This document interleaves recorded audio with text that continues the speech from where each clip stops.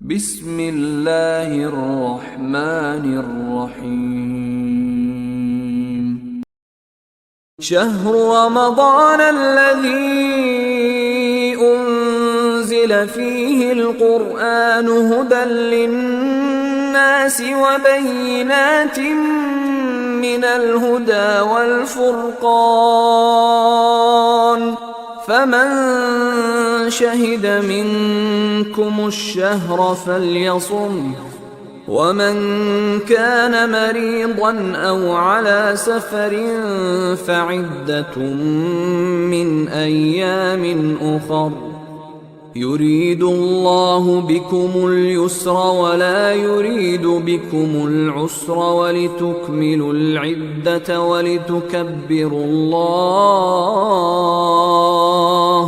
ولتكبروا الله على ما هداكم ولعلكم تشكرون.